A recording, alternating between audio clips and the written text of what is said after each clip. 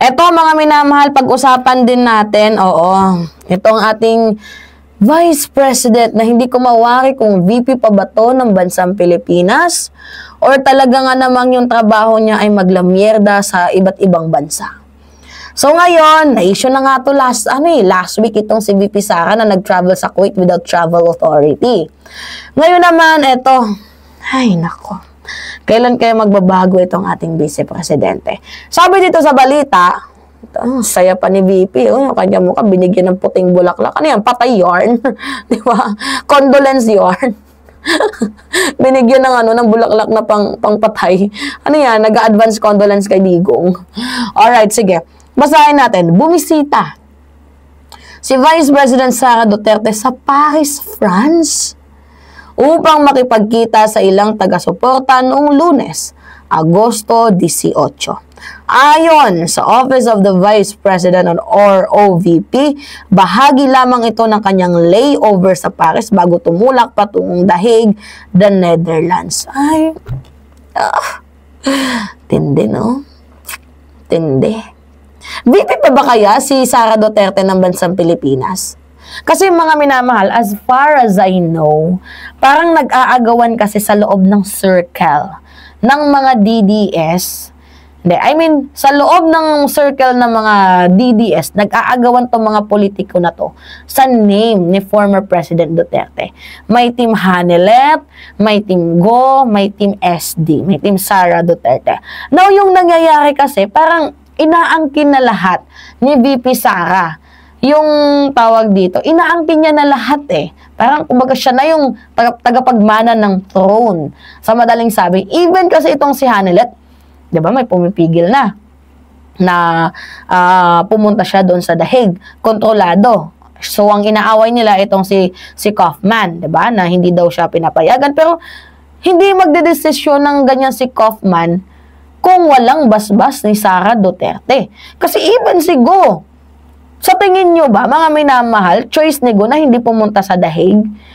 Feeling ko gustong pumunta ni Go sa The Hague, iniiwasan lang siya or mayroon lang talagang pumipigil sa kanya. Ngayon itong si Sara Duterte, gusto niya ng assurance na kahit matigibumbum man ang kanyang ama, nasa kanya pa din, dala niya pa din yung pangalang Duterte, 'di ba, sa kanyang sarili. Kumbaga yung fame ng kanyang ama gusto niya ipasa din sa kanya, 'di ba? Gets niyo mga minamahal. So kung ngayon pa nga lamang gahaman na itong si VP Sara sa posisyon, sa pangalan, paano pa kaya pag naging presidente to ng bansang Pilipinas? Nagtatanong lang tayo mga minamahal, no? 'Di ba, paano pa kaya pag naging presidente to si VP Sara? Now, bumalik tayo doon sa topic na bakit palaging parating alis ng bansa itong si VP Sara. Maliban sa alam naman natin na mukhang gusto niyang maka-avail ng yaman ni Digong. And I'm pretty sure one of the reason why Vice President Sara Duterte, laging nag-fly papunta sa ibang bansa, pabalik dito sa Pilipinas, I think inaasikaso niya, 'di ba, mga minamahal, yung kaso ni former President Duterte. Hindi ka naman lawyer ni Digong, hindi ka naman defense team ni Digong. So bakit nag-aalakatulong ka dyan? Magtrabaho ka naman, VP. Sa bansang Pilipinas, kahit konti lang. Di ba, magtrabaho ka naman dito sa ating inang bayan. Huwag puro lang mierda. Saan naman lang naiisip mo yung mamamayang Pilipino? Well, kung sa bagay, yung mga kasamahan niya nga, hindi niya nga iniisip Tingnan ninyo, nag-away-away dahil sa humba.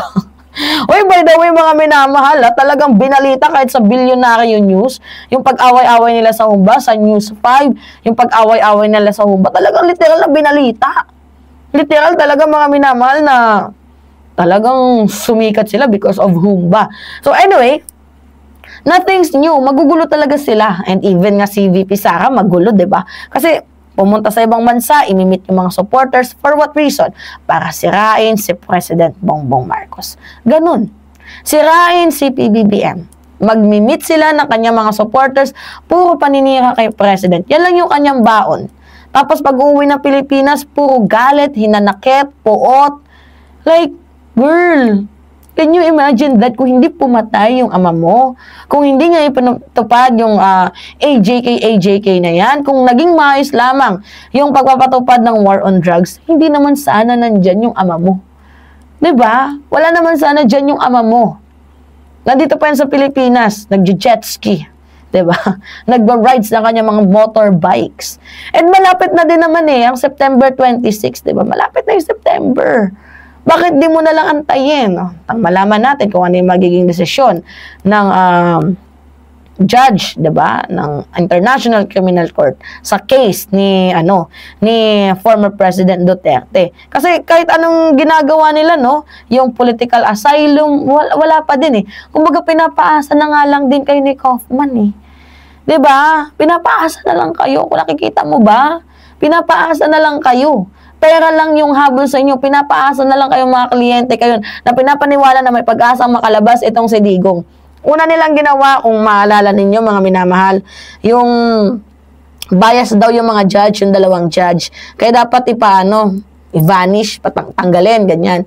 Nag-file sila nun 'di ba?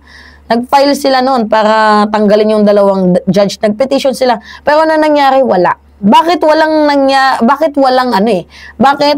sumuporta? Kasi yung nangyaring paghuli naman kay Digong, mga minamahal, syempre meron kasing nakitang probable cause. Pero it doesn't mean na guilty na si Digong. Pinaliwanag naman yan ng mga judges ng Supreme Court. Okay, sila yung pumirma para ma-serve ng warrant of arrest itong si Digong kasi nga meron nakitang probable cause. Pero it doesn't mean na guilty na siya. So, hindi pa din bias doon yung mga judges. Pangalawa nilang ginawa, political asylum. Hindi rin natupad, mga minamahal, yung political asylum.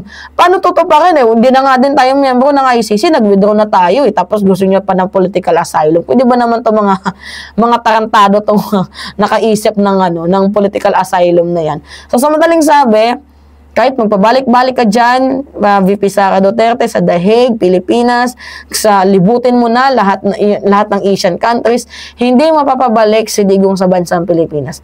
Harapin at harapin niya ang case doon sa International Criminal Court hanggang sa mapatunayan niya yung sarili niya kung inosente ba siya or hindi. 'Di ba? Wala pa namang judgment. 'Di ba? So, magtrabaho ka na lang sana sa Pilipinas. Yan yung magandang gawin mo, sana, VP.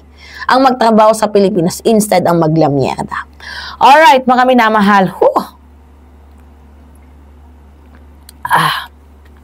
Pahingi po ako ng comments ninyo. Yan, comments, likes, and share, mga minamahal. And also, don't forget to click the subscribe and hit nyo po always ang notification bell para lagi po kayong na-update sa mga video na ina-upload natin. Yan lamang po at ingat, mga kababayan.